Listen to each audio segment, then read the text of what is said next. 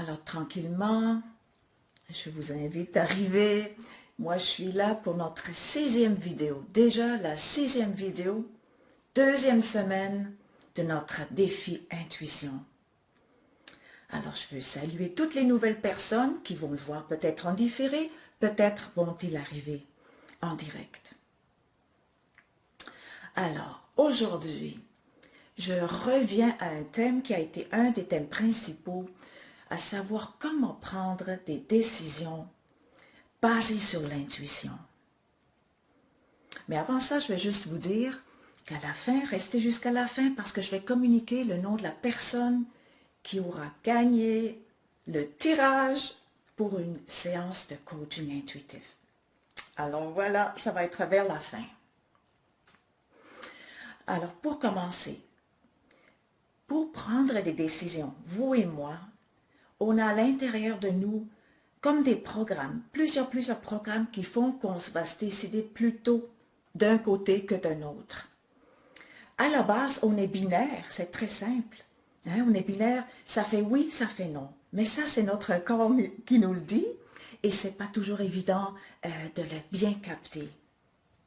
C'est pour ça que je vais vous présenter 3 facteurs de motivation qui viennent de la PNL, moi j'ai étudié en PNL, et qui vont vous montrer comment ça peut être intéressant de se connaître bien à ce niveau-là. Et je vais vous les présenter, il y en a 3, il n'y a pas de bon et de mauvais. Ça, c'est important de comprendre. Mais il se peut que certains facteurs soient vraiment plus nuisibles à certains moments que d'autres. Alors voilà, c'est ça que je vais vous exposer aujourd'hui. Donc, premier facteur de motivation, êtes-vous plutôt interne ou externe? Est-ce que vous vous fiez sur ce que ça dit en vous ou vous avez tendance à écouter les autres et à faire comme eux ils disent, ou des experts, ou qu'est-ce qui est votre mode à vous?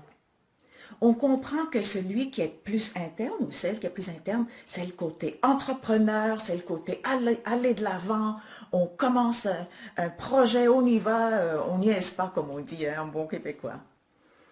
Et ceux qui sont plus du côté externe, on va plus écouter les autres, hein, on va beaucoup se fier sur eux, ça peut faire beaucoup d'indécision.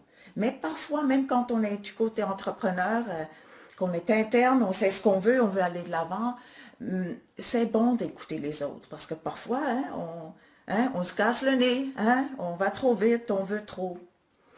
Et donc, est-ce que vous êtes plus interne ou externe? Et vous savez, le plus important, c'est d'être souple là-dedans.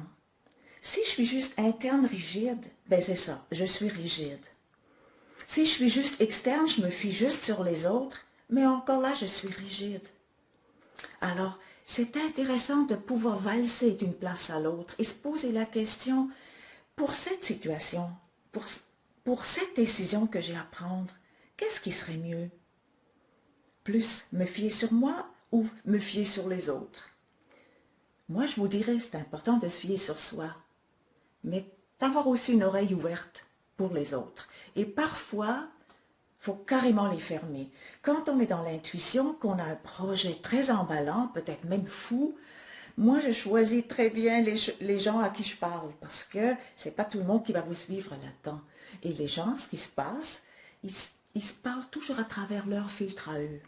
Alors, on va se comprendre que ces facteurs, ce sont des sortes de filtres, des mini-logiciels, des filtres qui font en sorte que vous placez vos informations pour que ça aille dans la direction que vous voulez prendre.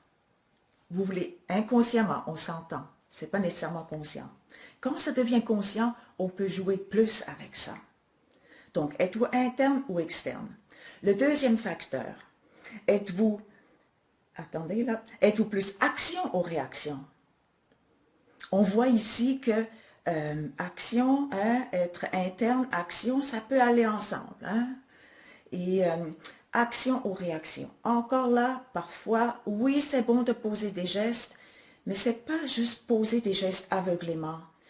C'est vraiment parfois aussi se reculer, écouter, regarder, s'écouter, pour aller de l'avant, pour aller au niveau de l'action. C'est très important. C'est très important de savoir qu'est-ce qui va motiver mon action. Et en contrepartie, la réaction, bon, elle a peut-être moins bonne presse, la réaction. Ça ne veut pas dire qu'elle est aussi utile. Tout est utile. Il faut savoir comme doser avec ça. Moi, j'ai fait beaucoup de choses dans ma vie, vraiment action, action, action. Et puis, au moment donné, je suis tombée sur mon nez. Et puis là, oups, réaction. Et puis là, des fois, ça bloque complètement. C'est pas mieux. Donc, encore là, action, réaction. Hein? Moi, je vous fais des vidéos. Je vais lire vos commentaires et je vais m'appuyer là-dessus pour développer mon contenu à venir. C'est ça qui va faire qu'on va être en interaction, que ça va être intéressant pour tout le monde. Et le troisième point, c'est est-ce que vous êtes plutôt du style aller vers ou vous éloigner d'eux? Aller vers une nouvelle aventure, aller de l'avant, ça va avec action, mais c'est vraiment une direction. Je m'en vais vers. Je suis en action, mais pas pour bloquer, pas pour reculer, pour me sauver, mais non pour aller de l'avant. Alors, c'est ça. Il y a aller vers et l'autre côté, c'est s'éloigner d'eux. Et s'éloigner d'eux, ça c'est inscrit dans nos gènes, dans notre cerveau reptilien, c'est éviter les dangers. C'est très vieux et c'est un vieux logiciel là, qui date et qui nous dirige encore beaucoup.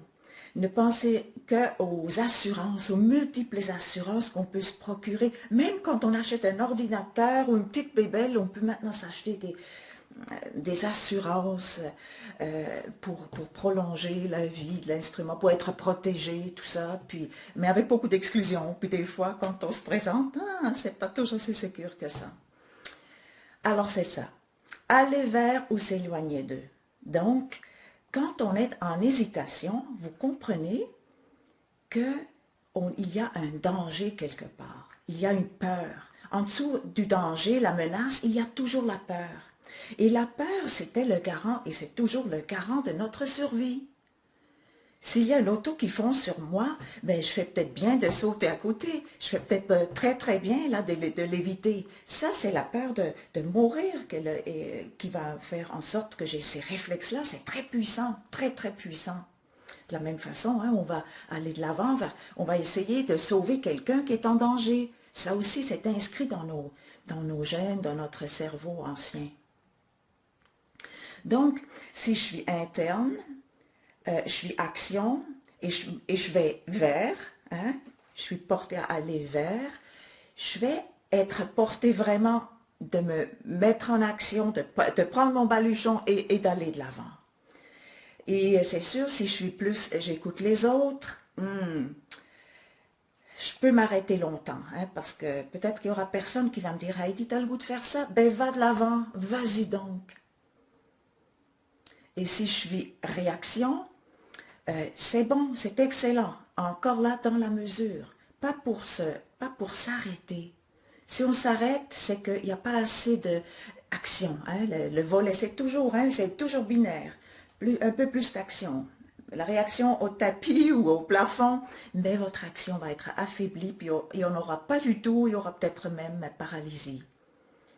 Et finalement, c'est aller vers ou s'éloigner d'eux. Aller vers, s'éloigner d'eux. Qu'est-ce que vous êtes pour vous? Qu'est-ce qui est plus présent dans votre vie?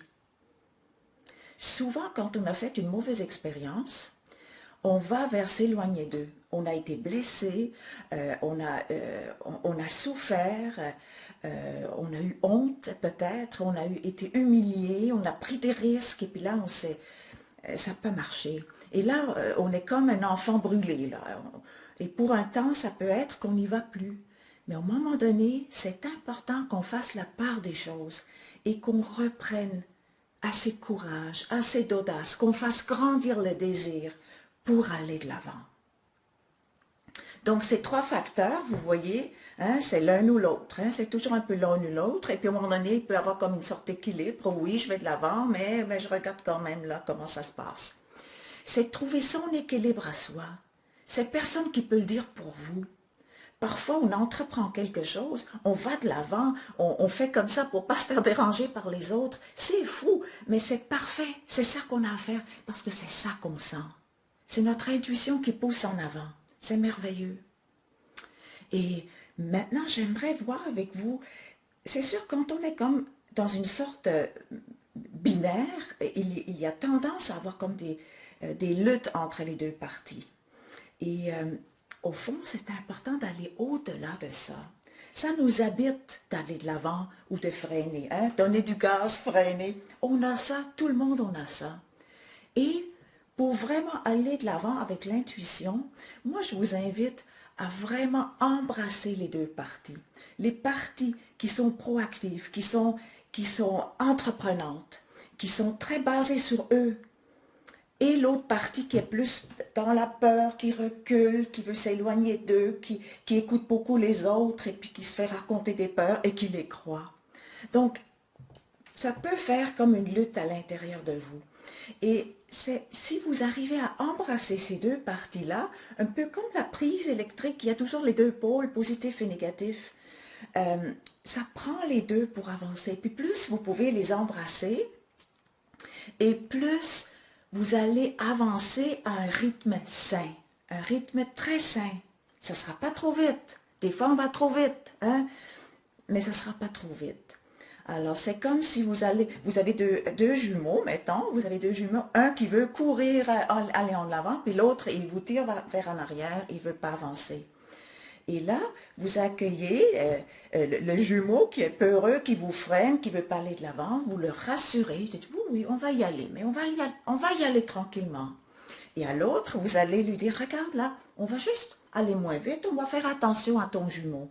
Et les deux ensemble, on va avoir un avancement qui nous convient. Ça va être beaucoup plus écologique pour vous. Ça va être en fait votre rythme. Et ça peut changer, hein? Il n'y a rien de fixe là-dedans, ça change au gré des besoins. Donc, ces trois facteurs-là, pensez-y. D'ailleurs, je me suis engagée, je vais faire un résumé de chaque vidéo que j'ai faite avec les points principaux. Vous n'aurez pas besoin de tout retenir ça. Je vais faire ça au courant de la semaine. Vous allez avoir accès à ça. Donc, ça va vous faire aussi un rappel selon les vidéos que vous aurez vues avec moi.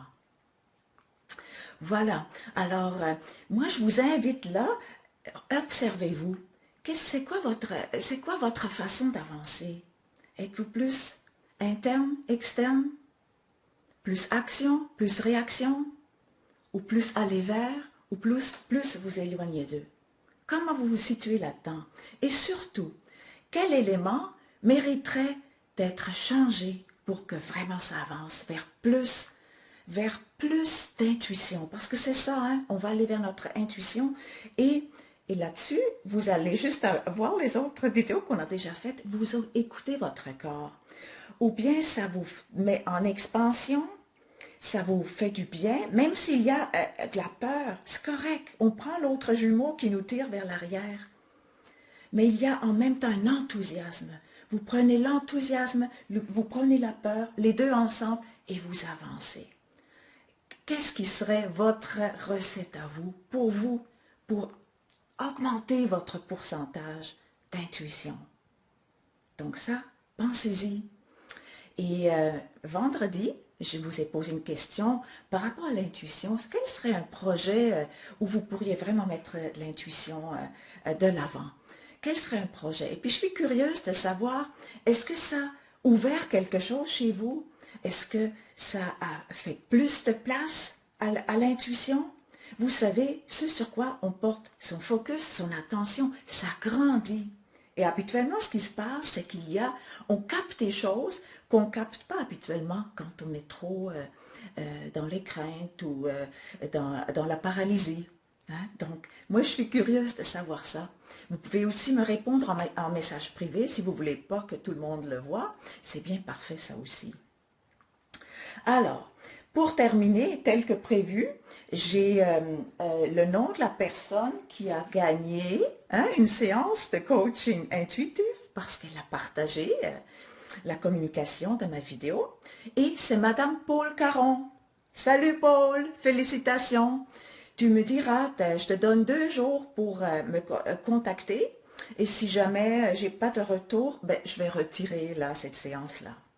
Alors, je vous dis une excellente journée, profitez bien aussi de votre intuition et ayez de la reconnaissance pour vous de cheminer là-dedans. C'est un engagement envers soi et moi je vous félicite. Alors, je vous dis à demain, je vous embrasse, à bientôt.